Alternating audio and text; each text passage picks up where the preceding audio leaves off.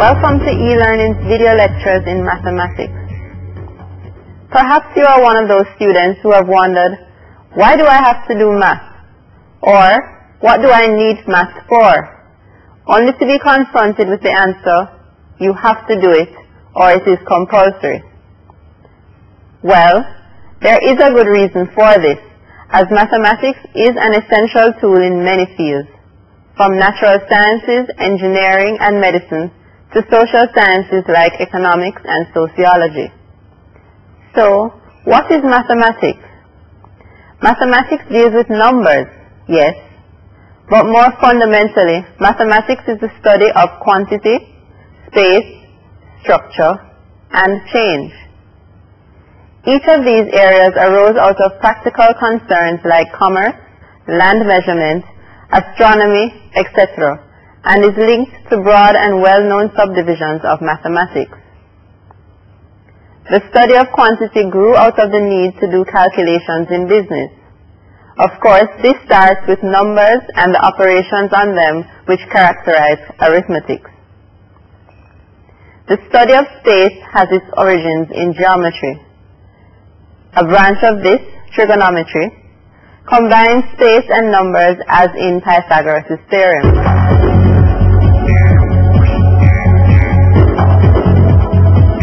To understand and describe change is a common concern of natural and social scientists. The use of functions is a central concept in describing how one variable varies as another changes. Our need to understand the internal structure of functions, sets, and other mathematical concepts has given rise to the field of algebra with various possibilities for working with abstract concepts. Of course, these broad subdivisions are not necessarily studied in isolation. They overlap in many ways that have wide applications. Today, mathematics is used in many fields that point those who have knowledge of it to a variety of career paths. In the physical sciences, as chemists, physicists, and engineers. In the life and health sciences, as forensic scientists, biologists, and pharmacists. As social scientists, in economics, education, and sociology. In the technical and information fields, computer technology, networking, and software development.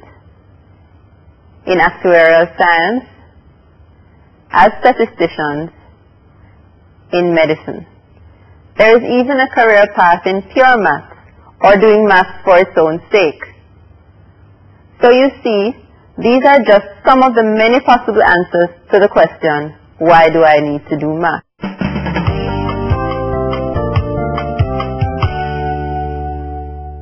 The aim of each e-learning video lecture is to clarify a specific topic of the CXC-CSEC syllabus that students must master. We want to ensure that students understand the principles and formulae used in solving mathematical problems and the steps involved in getting from problem to solution. You will find that each topic provides worked examples showing these steps. And as you have no doubt heard many times, you must always show the working. The videos will cover aspects of measurement including area, perimeter, total surface area, and volume. Aspects of algebra including solving simple linear equations and simultaneous linear equations, coordinate geometry, and quadratic functions. While the videos attempt to cover these areas thoroughly, you will gain the most benefit if you are prepared to practice the principles that are outlined. Let me say it again. Practice, practice, practice. Nothing beats practice. It is the only way to maximize the benefit you will derive from these videos.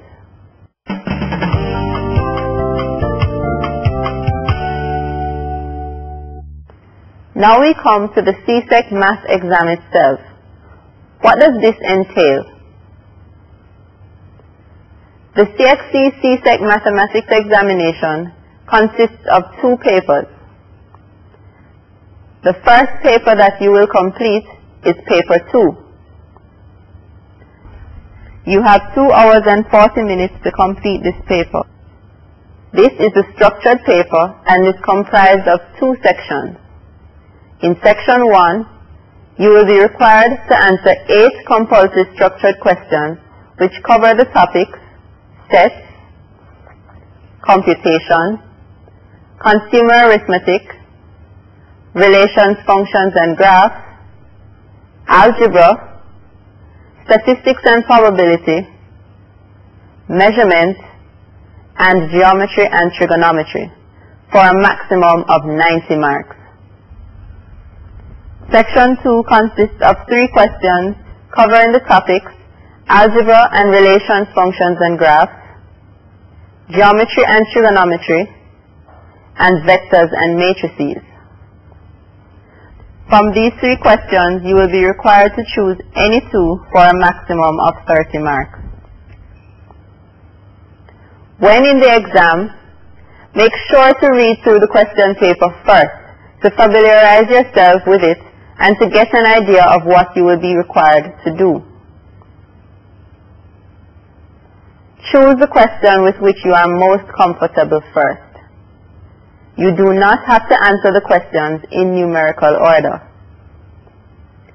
Before attempting any question, read over the question carefully until you are sure what it is that you are being asked to do. Pace yourself. If you find yourself spending too much time on one question, move on to another question and come back to the question later. And finally, show all working. You will not receive all possible marks if you do not show all the steps in arriving at your answer. The second paper you will complete is paper 1. This consists of 60 multiple choice questions to be completed within 1.5 hours. For each question, you will be given 4 options to choose from. The answer is there, so you must choose one. Even if you are unsure of an answer, choose one just the same. As a matter of fact, some people will say, when in doubt, choose C. Enjoy the series, and as always, practice.